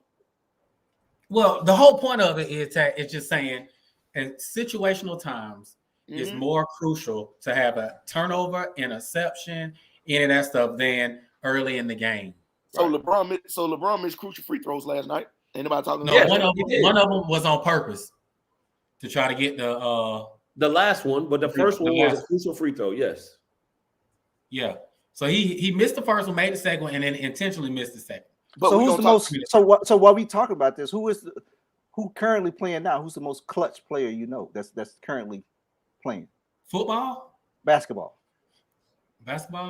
Please don't say Curry because he ain't hit about four game-winning shots. No, I'm asking like who's most clutch? We talking NBA history? We talking about like who would I want to take the last shot of a game? Who's currently playing? Yeah, I would like to take the last shot of a game. I would say Durant. If I had someone to pick to take a last shot, yeah, I can go with Durant. I'm going with Dame Lillard. My man, that's who I was gonna say. Dame. He ain't playing right now. He's currently playing. He hurt. He currently in the league. Oh yeah, he is hurt. I forget about that. But you know what I mean. Outside of Dame Lillard. I mean, y'all can have Dame. Outside of Dame Lillard, Ja Morant. What buzzer beater we seen him hit? What we talking about? Clutch, right? Look at all the clutch shots he did hit. No, I'm not taking John Morant. I'm taking Ja Morant. Ja Morant gonna get you a bucket at the end of the game. He's gonna give you a highlight, but I'm going with KD. Ja Morant gonna give you a bucket at the end of the game. I'm going with KD. How do we know that? He done it all year. No, not like a last shot, one last to win shot. Games? To win a game. I haven't seen him do that unless I missed it. He can go score. No, nobody's taking away that he's scoring. He's hit clutch basket. Either put him up or tie the game. Those are clutch baskets. He has. He's done it all season. But and he's young, but Dame has been more consistent. He has a larger body of work. I'm going with Dame. That one playoff? That one playoff a couple years ago. Oh, Dame? Yeah. You might want to last game shot, bro. You might want to YouTube Dame, bro, for his game winners. I can't tell you all of them. Like, it ain't that many. You want KP? It's a lot, bro. How many? What's a lot? Hey, Dame time don't. That came on. That's when they was down in the bubble. Bro, that was before. And I think before that, right? No, that's when they put Houston out. To go home. And when he looked, bro, he looked in the camera. But if you want to be technical, I think LeBron James has the most game winners. He does. He technically does have the most game winners. Right now, I ain't picking him. I would pick KD, and I'm a LeBron fan.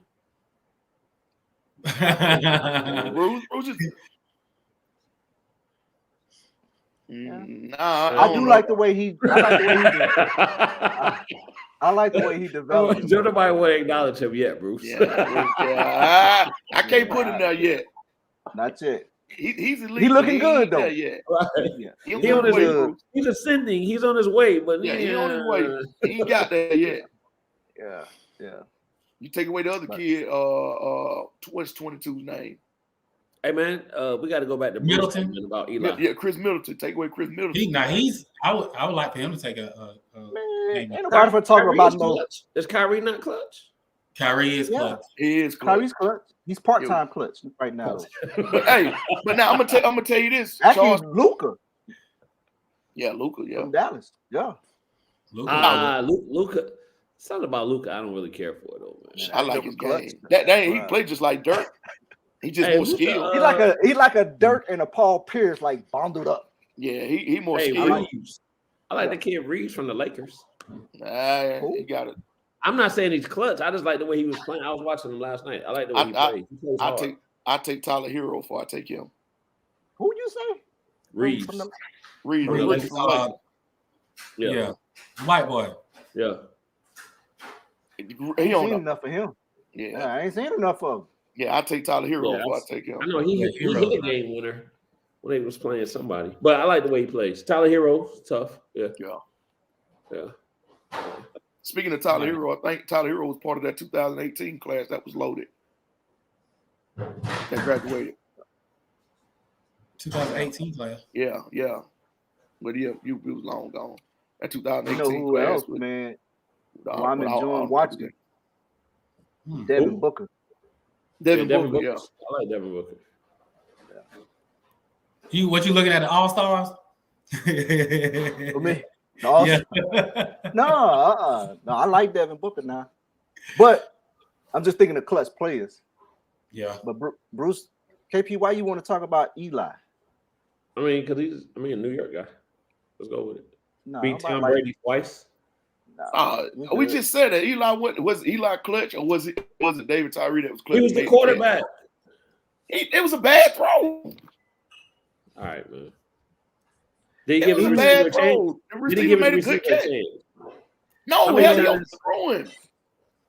All right. But I don't know. Has he had a playoff win where he had more than 200 Who your yards quarterback? passed? Who your quarterback, Tat? Taylor Heineke. What is he giving you? Some L's, but I mean he all right. He ain't bad. He ain't bad. He just ain't ready. Oh yeah. Hold on. Let's do this part of the show. L is also a Washington football team person.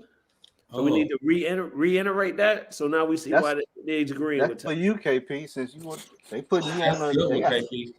Yeah, that's for you. Yeah. Eli, you think Eli's a Hall of Famer? Yes. Why? 2 Super Bowls. That makes him Hall of Famer? 2 Super Bowls and his last name is Manning. I bet you he's a Hall of Famer. Man, who is this joker, man? Look. Yeah. I mean, he can get in, but do you think he's in a Hall of Famer? If he gets in, if he gets the jacket, I think he can get in because of his name, his last name.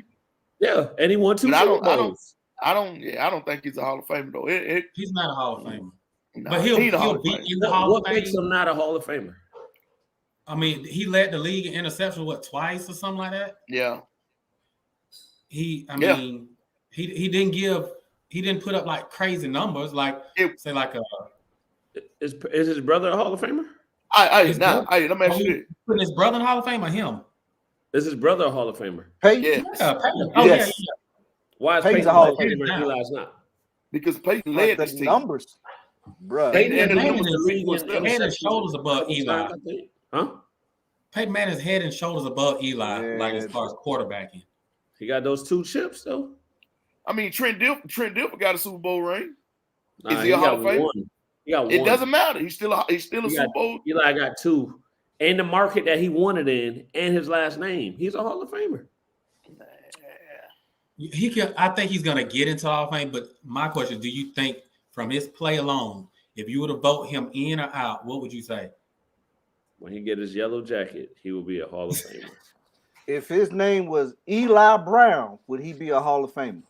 Nope. Again, you got to consider the market. Because he'll be Jim Bryan. Let's not sit here and be naive and think the market don't matter. Yeah, if you play like somewhere like in Pittsburgh, if you play in, predominantly known city that's football rich or a big market. Right. So to that point, if Tony Romo would have won a Super Bowl in Dallas, would he have been a Hall of Famer? Ooh, that's a good one. That's a good question. That is a good question. I think he probably would have. Probably. He probably would have. You might be right. Because if you look at it, Romo's numbers are way better than Eli's, I bet. Right. Yeah. Yes. Yeah. But did they win any playoff games? 1, maybe. He probably won 1. If that. If that. Bro. First ballot? Yeah, because it's Manning. Eli getting in first ballot just because it's Eli Manning. And he's a good guy. And he still not looked in the public. He still got his Monday Night Football thing. Right. Yeah. And his daddy didn't want him to go to San Diego. And just give him a jacket. You gave him everything else. Hey, that's what I'm going with. Yeah.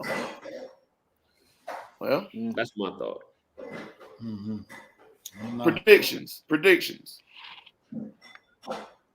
On the big game. El, since you a guest, man, we'll let you go first. All right. Predictions today's game. Yep. I would want the Rams to win because I'm out here on the West Coast, and I think it'd be good for LA, good for the city and everything. But I do like that Joe Burrow, and I would like to see him win. So I think the Rams are gonna end up winning the game, but I wouldn't be upset if the Bengals won. If that makes sense. No, you're wavering. So who you going for? Yeah. No, I think the Rams gonna win the game. I think the Rams gonna win. So you got. So you going for the Rams? Yeah, I think the Rams gonna win. All right. You in charge. Like, we ain't gotta ask. Yeah.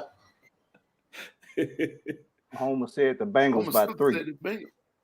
Oh yeah, I seen that. I seen they got some Simpsons thing out. I'm going with the Bengals. All right. I'm going with the Bengals. Is there any football behind that, or is that because where Unc played? Yeah, that's kind of what Unc played. Unc lost his in '88, so I'm gonna go on and go with the Bengals, man. And I know I got to hear his mouth in probably another hour or two. He ain't called yet, but he gonna call, talk trash. I already know. So I'm gonna take the Bengals. I'm taking the Bengals. 27-24. Oh, you got a score too. El, you got a score? Vegas got the line at 3.5. So I'll probably say 30-34. Rams cover. 34. Okay. Charles, we already know who you're going for. You got a score? Give a damn what the score is. Win. Well, win. oh, yeah. Hey, put that comment up right there too. Right now. Yes. I'm telling you right now. I'm going for Cincinnati. I am. But whoever Bobby come and pick, they gonna lose because that joke like Schlep Rock, man, for real. Do we know who he picked? I don't know. He ain't gonna put it on Facebook no more. I'm gonna tell you why I say that. We were going good, heading into playing Dallas, and this joker took us. And when he took us, went downhill ever since then. Don't been bad luck ever since. Everybody started picking downhill. So whoever he picks, and I hope it's the Rams, then Cincinnati gonna win this game. Don't hope that. Yeah, I hope he picked the Rams. It don't matter. We coming home with a win anyway. It don't We're matter. gonna get that dub. Is there some more victories included in this, Charles? More victories. Now this is a big game for y'all because I think if y'all don't win, it'll be more scrutiny put on you guys and the Bengals.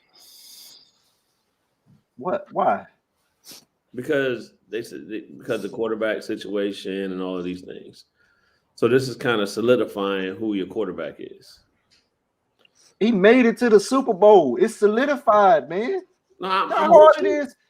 Brother, it's not me. I'm just saying what people say. So this is what I'm gonna say to these people.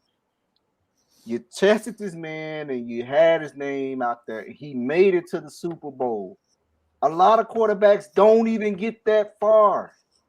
Jim Kelly went 4 times. Yeah. Jim Kelly went 4 times. Is he a Hall of Famer?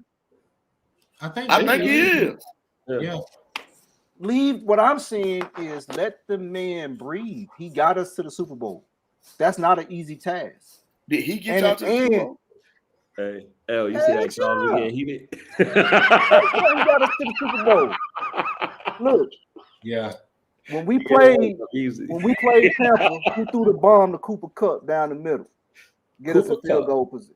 Then they call him Trash Juice or something. What They called him my man Trash Juice. Oh, if he was out on the, if he was spread out, he wouldn't be blase. Hey man, that ain't none of my bit. That ain't none of my problem. That man getting his numbers. Player of the year. No, that's Aaron Rodgers. Oh my bad. What did he win? Offensive player of the year. Yeah, might have did. Yeah. Okay. Aaron Rodgers MVP. Yeah. Coming to Washington. Cooper Kupp, offensive player of the year. So all them little comments that was on there, I ain't seen them jokers in 2 weeks. They ain't said nothing. You right. Well, there it is. There it is. Charles, good. Oh, they got mad. Ain't no moral victories. Go win. But take us on that. Take us on out here, Charles. This normally when a cuss word will slip out. Yeah. Hey, that's why I say take us on out, Charles.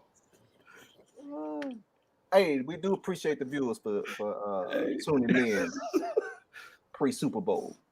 Hey, so real quick, so my pick, I would like to see the Bengals win, but I think I'm going with the Rams. And I think that defensive line is going to attack Cincinnati's defensive line. I think that's where it may be some conflict. Oh, the Rams D line? Yeah. On the Bengals offensive line? Yeah. That looks like it's frozen up there. The tap froze. Yeah. It could get nasty. Yeah. So I think that's where it's going. And can they overcome that? As well as the D-backs. What are the D-backs going to do? So if you got that defensive line that's putting that pressure on Joe Burrow, and then on top of that, the defensive backs being able to cover a little bit better, I think that combination may hurt them. I think the big matchup today is going to be Jamar Chase and Jalen Ramsey. Yeah. Yes. That's going to be a really big matchup. It's going to be good, man. The Rams got a lot of weapons. So you got Cooper Kupp, you got Odell, you got these guys. Running game is there as well. So I think if they call the game the right way, and McVay seems to call the game pretty good, I think he can give some challenges. Mm-hmm. Yeah. It ought to be fun. We'll see. And they're playing at home, so yeah. So when I factor all of those things in, now a score, I think, and I hope it's going to be a close game. No more than I got the Rams by 5. The Rams to cover. I like it. Where you go, Ted? And that shit. Bad. I ain't went out, man. That my bad. Hey. With that Coach Buddy Wi-Fi. Yeah, man. I don't know what happened. Started thundering over here. That's weird because the sun's shining over here, but okay. Yeah, it just in spots. Just spots. Yeah. I thought Charles was taking us out. I picked the Rams by 5. Rams by 5. All right. Yeah. So $5, Ted. That's fine. Yeah. Let's get ready to get up out of here. Yeah, Charles about to go get that grill working. Hey man, Willie L. Reid, brother, we appreciate you coming on the show, man, and kicking it with us. I had a great time. It was fun. So whenever you want to come back on, man, just let Tat know, man. We'll plug you in. All right. It ain't even got to be for no specific reason. You just want to come on this to talk trash. Let's go. Come on and talk. Yeah, it was fun. I had fun. I had a good time. Yeah. Oh yeah. But we'd like to thank all our sponsors, man. KPB Designs, Hype South Media, Hype South Skills Lab, 619 Training, Braids by Bryant, Happy Hydro, Shots by Cubby Lee. Appreciate everybody for tuning in.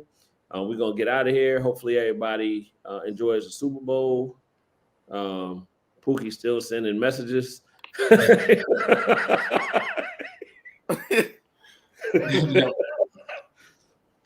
But again, man, everybody enjoy the Super Bowl. Hope your team wins. Be safe out there. Oh, real quick before we get out of here, I do want to shout out all the young men and women that have recently gotten basketball scholarship offers. Mm-hmm. Salute to y'all for your hard work, man. Hope everything pays off. Make the right decision. Do what you need to do, and take advantage of that opportunity. Tat, what you got? Nothing, man. Just like I say, shout out to those kids, man. Keep grinding. The ones that haven't got what they want, haven't received any offers yet, and still looking for it, y'all keep grinding. Just stay patient. It's gonna happen for you. Just keep going. Don't get discouraged. I know it might seem a long shot, but hey, you just got to keep working and keep trusting. There you go, Charles G. Same thing, man. Congratulations to those kids, man. Hard work does pay off. Congratulations to the coaches that coached in the middle school championship games for making bib girls. Oh yeah. Hey, we were out there, man. Great games, great atmosphere, man. So salute to those teams. Weaver won it for the boys' side, and Appling won it on the girls' side. So won it on the girls' side. Salute to all of those teams for making it to the middle school championship, Bibb County championship. Yep. So play real hard, man. And some of those kids are getting ready for high school. So y'all keep working, keep grinding, get ready for your high school season. Yeah. One other note, salute to all the teams that's going ahead and either going into region tournament play and state playoffs. We're starting over. Go out there, grind, get it, rep the middle. We're going to be holding y'all down and supporting y'all, man. So appreciate you. Any last words before we get out of here? I just appreciate the opportunity being on here, man. Just being able to talk to you guys. I think it's a very positive podcast. There's a lot of other podcasts out there that are negative, that don't embrace, young people and encouraging them to try to do the right thing and helping them out. And another aspect the podcast does encourage parents, to help out with kids. So I really think the podcast is a success. I think you guys are doing a great job, and I'm just happy to be on. I appreciate it, man. Like I said, the door is always open whenever you want to get on. All right, sound good. All right, so before Charles cuts the tape on us, we out of here. Peace.